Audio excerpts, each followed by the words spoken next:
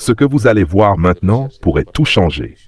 Depuis 2019, Ousmane Sonko avait déjà tout révélé dans un livre, mais beaucoup affirment que ces informations ont été ignorées ou peu mises en avant. En pleine conférence de presse, il brandit ce livre devant tout le monde, comme pour dire « la vérité était déjà là ».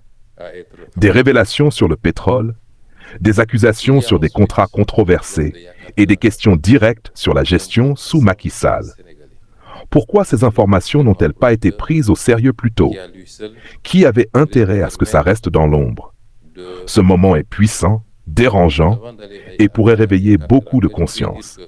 Restez jusqu'à la fin, car les passages les plus explosifs arrivent. Et vous allez comprendre pourquoi ce sujet fait autant de bruit aujourd'hui. Abonnez-vous maintenant pour ne rien rater des vérités qui dérangent.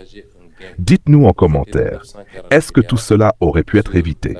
Au contrat de recherche et de partage de production, qui est très clair sur ces clauses-là, le Sénégal a le droit, autant que de besoins, pour couvrir ses besoins du moins, a le droit de demander de manière préemptive à être approvisionné.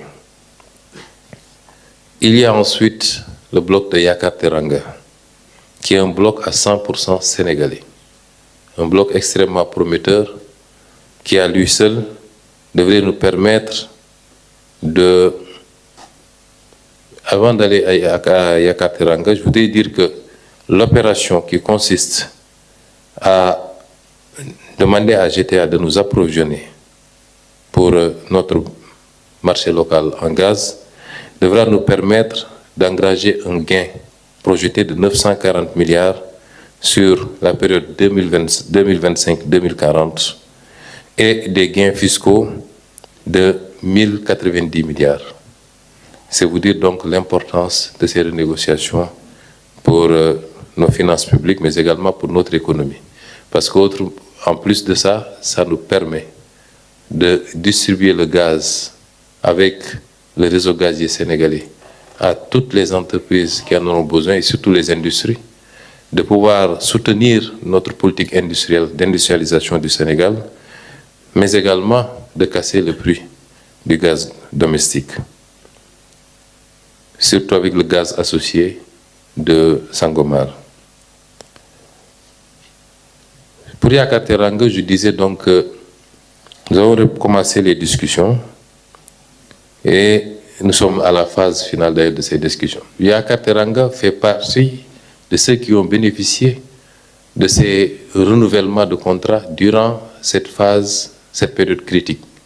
Parce que son dernier renouvellement date de mars 2024, c'est-à-dire le mois de l'élection présidentielle.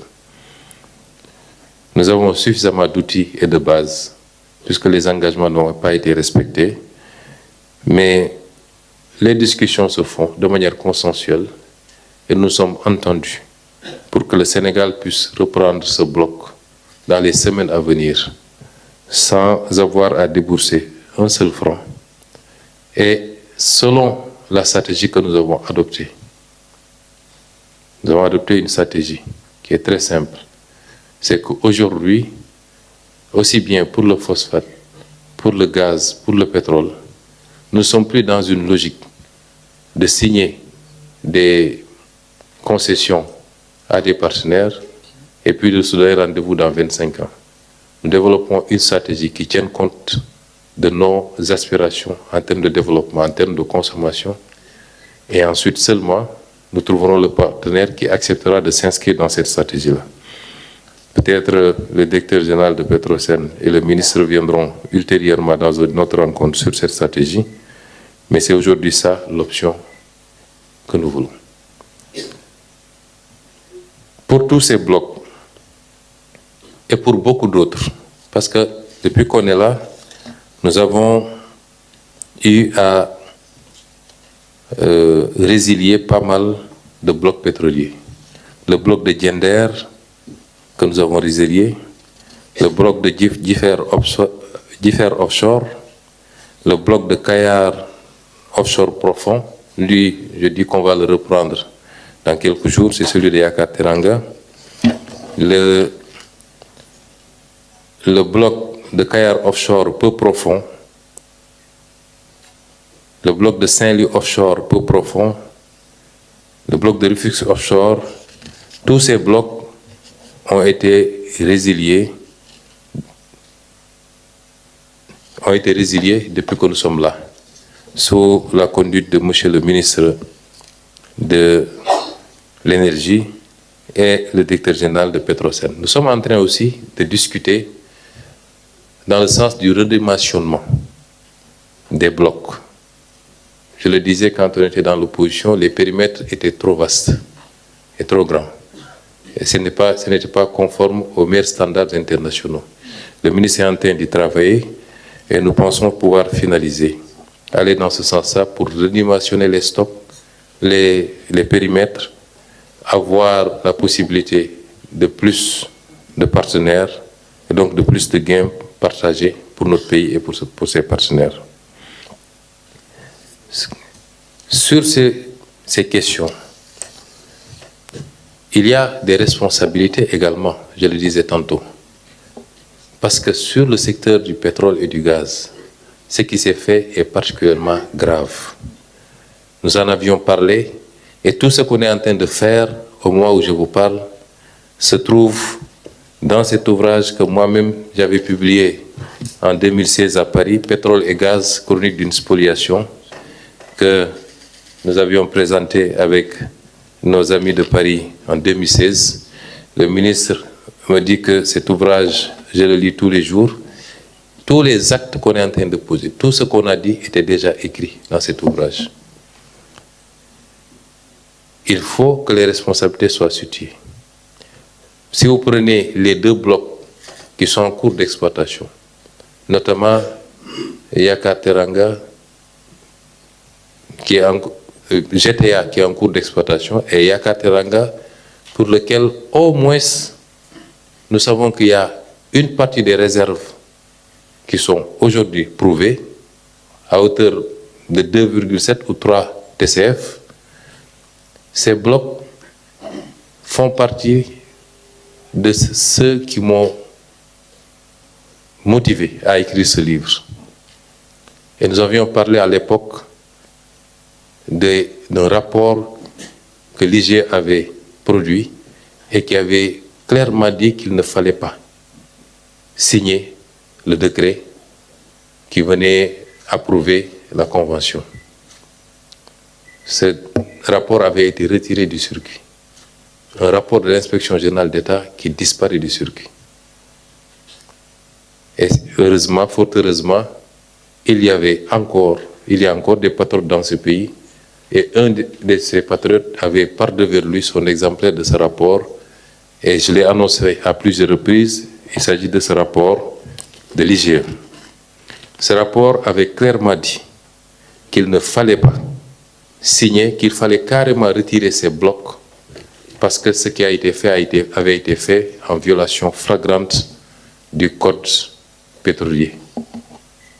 Mais les enjeux financiers ont poussé les autorités de l'époque, je parle des enjeux financiers personnalisés ou personnels, ont poussé les autorités de l'époque à passer outre et à signer. Et c'est pourquoi j'ai été saisi par des députés. Je mettrai à leur disposition toutes les informations pour que des commissions d'enquête parlementaires puissent voir le jour le plus rapidement possible, et que tous ceux qui ont été à la base de ceci, ceux qui ont signé les accords, ceux qui ont signé l'arrêté, le décret de présentation, ceux qui ont signé le décret lui-même, qu'ils puissent rendre compte de leur forfaiture. Nous sommes encore en train de travailler sur des pistes beaucoup plus sérieuses, parce que dans ce rapport, on parle de pistes de corruption extrêmement graves, avec des montants très clairement spécifiés. Je ne vais pas m'épancher sur cet aspect-là, mais dans les prochains jours, il y aura des développements. Toujours dans ce secteur, et par rapport au travail qui a été fait par le comité,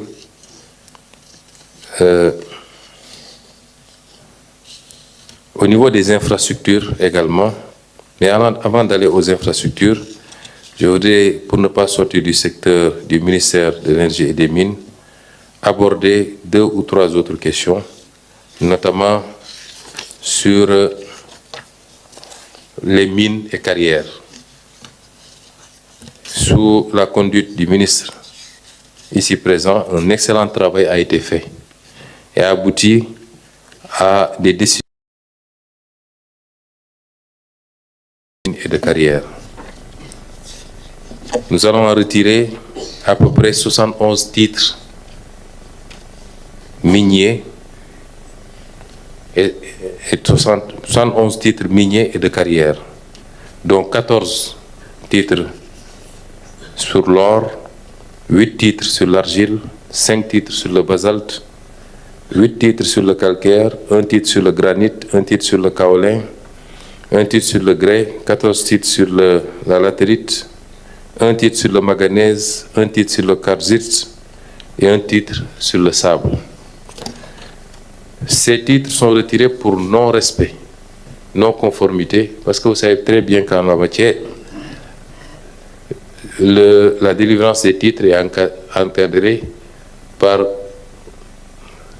un certain nombre de contreparties, d'obligations en matière d'investissement, en matière de respect des normes environnementales, etc., etc.